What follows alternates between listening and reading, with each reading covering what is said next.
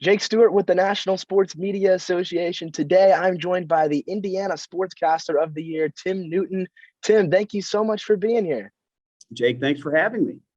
Now, Tim, you've been able to cover Purdue for a very long time now. I believe 32 years you've done the voice of Purdue, that is, in women's basketball and in football as well.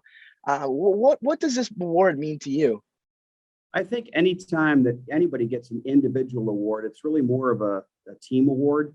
To me, this is a Purdue award because I think you have to look at all the people that surround you on the broadcast. In my case, Learfield has been incredibly supportive. I've worked with great broadcast partners on both football and on women's basketball, and I've had great relationships with players and coaches and support staff. So it's very meaningful. I think when you get to this point in your career and the gray hair is real and it is earned, anytime that your peers recognize what you do, it is a very gratifying honor. But again, I think this is more of a Purdue honor than it is a personal honor. Now, I feel like I should have prefaced that by telling our audience that you also went to Purdue and you're the first winner from Purdue since 2000. So really big deal and congratulations, Tim. I wanted to ask you what brought you into the industry way back when? Well, it's really a fluky story. Back when I was a junior in high school, I was reading. I don't know if they do this at all high schools, but they allowed students to come in and basically read the homeroom announcements. Okay. And if anybody, I think from a junior or senior class could sign up and do that. And I thought, well, that'll be kind of neat. And I did that one day, and I came back to homeroom or wherever it was, and somebody said, you have a pretty good voice. You should go into radio. I had never thought about that. All of the aptitude tests that we took in high school that tell you what you should and shouldn't do, everything I was supposed to do was geared toward mathematics. Right. I was always very good at math, so I was supposed to be an accountant or an actuarial or something like that. So naturally, I went in completely the opposite direction.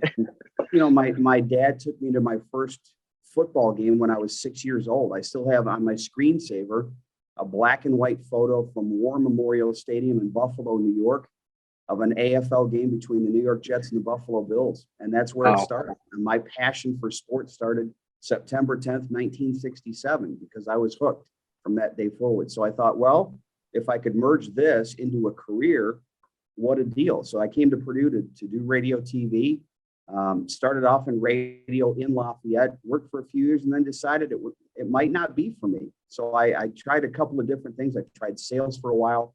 And then I came back, I moved back to New York for a little while. And then I came back here to visit some friends. That was in 1987. And I thought it was going to be for the weekend. And here I am, 35 years later or whatever, still here. And I got back into broadcasting, which is way more time than you have on this edition here. So, being able to do this for my alma mater, I think has really been special. My high school colors were black and gold.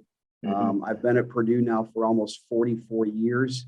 So that's all I've ever known. And it's been a natural progression for me. And it's easy for me to be able to be excited and enthusiastic for basically what's my home team. Wow, that's a great story. And Tim, I'm sure you've been a part of some pretty awesome moments in Purdue history. And, just the first things that come to mind for me are the Final Fours with women's basketball and, Drew Brees, obviously, back in the day. Is there a moment or a particular game maybe that stood out to you as a commentator?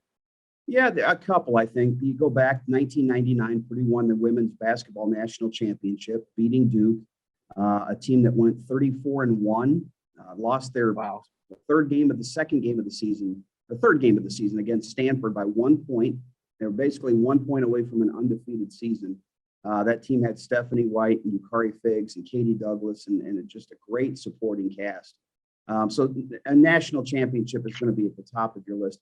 Football-wise, we've had some great games. The Music City Bowl that we just played last December, an overtime win over Tennessee. But it's going to be hard to beat the game against Ohio State in 2018 when the Buckeyes were number 2, playing on national TV on a Saturday night. Tyler Trent, the Purdue superfan who had been battling cancer, was in the stadium. And the emotion that night was electric. It was unlike anything I've ever been around. And Purdue won that game 49-20, shocked the world. And that's a game that, regardless of how long you're in this business, it'll be hard to top that one. I'm sure it's one of those bigger than sports moments that just gives you goosebumps. And that's Absolutely. awesome that you're able to be a part of Yeah. that, Tim. And I had a chance, I had met Tyler and talked to him a little bit when he was here. And then I got to meet his parents, and I've actually done a couple of events with his parents. So I know the Trent family very well, and great people, great story, and certainly an inspirational story, not just Purdue fans, but for everybody. No doubt about it. And I wanted to switch gears a little bit, Tim. I know for you being in this industry as long as you have, you've been able to see obviously pre-COVID and post-COVID. How much did your work change as a result of just the last couple of years? Yeah. Well, yeah, with football, we wound up in 2020 only playing 6 football games at Purdue. Wow. And 4 of those wound up being at home. We had 3 games that were canceled because of COVID. So we only traveled twice, and once was a road trip. Illinois is less than a 2-hour drive. So the only real road trip we had was Minnesota. And instead of flying up there, I think all of us got in our cars and made the 9-hour drive. So Wow. we were able to do all 6 games in person. Basketball was a different story. I did the home games, not from our normal broadcast position, which is down near the bench, but up in the concourse. They had us, and we had a mask on the entire time. We had no contact, basically. We didn't do pregame interviews, didn't do postgame interviews, just did the game. And then all the road games we did either from a studio, where you would get a YouTube feed or some sort of a feed, or in one case, I did one from my living room, which was also interesting. Great experience, except the 2 times that the picture froze. And you had to rely, I had the stat monitor sitting next to me, which was about 5 or 10 seconds ahead of the feed that I was getting. So while the picture froze, I was able to actually kind of call the game off what was happening in the stat monitor until the picture was able to come back. So it was a different experience, one that you're kind of thankful to have, but one that was interesting to have, and one that I hope to never, ever repeat. Well, I know they didn't train you for that way back when, 50 years ago, they didn't say, hey, this is what's going to happen. You had to react, and that's part of the business. But, I did want to ask you too, you mentioned way back in the mid 60s being, hooked onto broadcasting. Was there a particular person or maybe a set of broadcasters that you looked up to? Yeah. I think, in terms of baseball, where I lived in Buffalo, we could get all the games from Detroit with WJR. And so Ernie Harwell was a voice that I grew up with in the 1970s. I've been basically a lifetime New York Yankees fan. So for me, it was Frank Messer, Bill White, and Phil Rizzuto on that. But on a good night, you could pull in stations from New York City. So I could get Marv Albert doing Rangers games and Knicks games on the radio. I could get Harry Callis calling the Philadelphia Phillies games. I could get Joe Tate out of Cleveland. I could get, now in Buffalo, we had a guy, Van Miller, who was the voice of the Buffalo Bills for many years and also called the Buffalo Braves before they moved and became the San Diego Clippers. So those were really the voices that I grew up with. And it was all radio because, we didn't get cable TV where I lived until after I had come back from college. So, you basically, this sounds like the old walking up the hill barefoot against the wind story, but we had 3 or 4 channels growing up, and you actually had to get up and turn the TV and all that. So a lot of what I got from a broadcasting standpoint was really on radio rather than on television.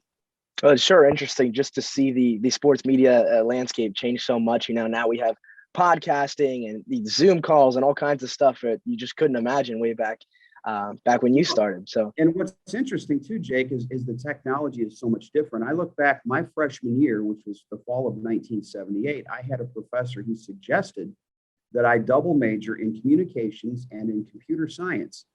And what she wound up explaining to me was the internet, which had not yet been invented, because she saw it coming.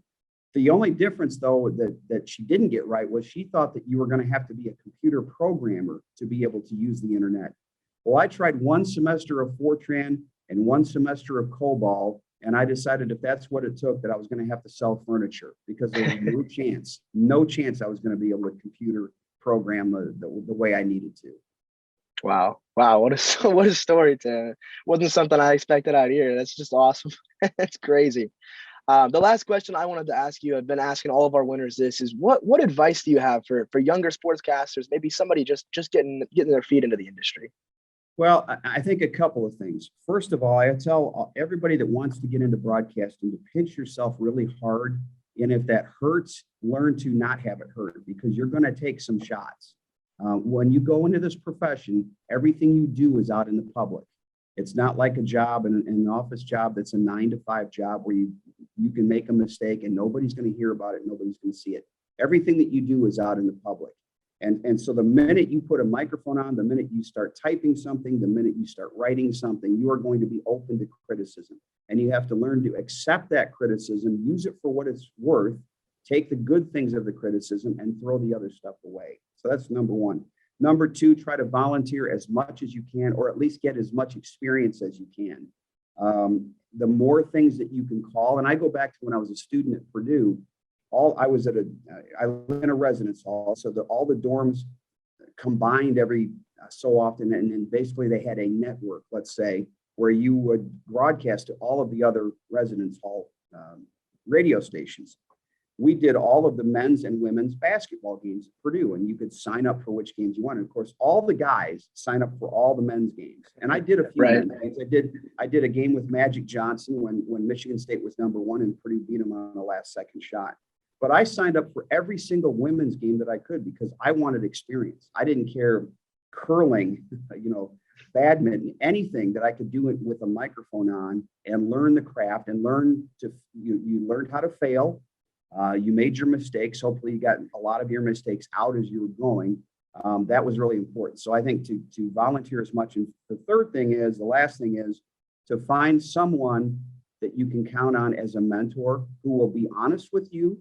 Certainly you would like them to be positive with you, but is going to give you honest feedback about what you need to do better and what you're doing well. And I had two in my career. John DeCamp, who was the long time voice of Purdue in the 40s, 50s, 60s, into the 70s. He was working at the radio station when I was a student at Purdue, the campus radio station. And he and I had a 30-minute conversation one time that really kind of changed my life. It was his philosophy on broadcasting. And it was, tell people what you see. It's very simple, and yet it's very elegant. Tell people what you see. You have the eyes of the best seat in the house. If you can put people in that seat, you've done your job. So that was really important. And again, we talked about pacing. We talked about the flow of the game. I just learned so much. And I learned more in that 30-minute conversation than I did in my entire experience at Purdue. It was a transformational, it was a chance meeting. And just to show how much the technology's changed, we do everything now on Adobe Audition and all this other software. Right. I was actually editing tape with a razor blade and splicing tape when he came into the office. So again, the uphill snow, the whole deal. The other guy was Joe McConnell. And Joe, when I started on the football network back in 1995, Joe was doing play-by-play. Joe had worked, the Pacers, Colts, Titans, White Sox. I mean, he had worked in just about every major market, had done baseball, had done football, had done basketball, and tremendous mentor. And what I learned from Joe was the will to prepare. He was the most prepared person I've ever been around. He had charts that I still use to this day. And he had the most immaculate writing that you've ever seen. He could write, something about that big that he could read, which is amazing because he had a hard time seeing the field, but he could read something that was, that was this small in front of him. So find a person or persons that you can rely on, that you respect, that have your best interest in mind, and again, will give you both positive and negative feedback, because if you don't get the negative feedback or the constructive criticism, or however you want to phrase it, that you need early in your career, you're going to get it at some point, and it's better to get it early than it is late. Well, I think that's all very valuable advice, especially what you said about, the times change, but the hard work you put in does not. Clearly finding a mentor too is just so important, especially, with so many people and just, how do I say this? So many changes that are unexpected over the past couple of years. Tim, thank you so much for coming on today. Really appreciate it. Indiana Sportscaster of the Year. Congratulations on your award, and thanks again for your time. Jake, thank you. And boiler up, everybody. Absolutely. Hope to see you this summer too. I'll be there.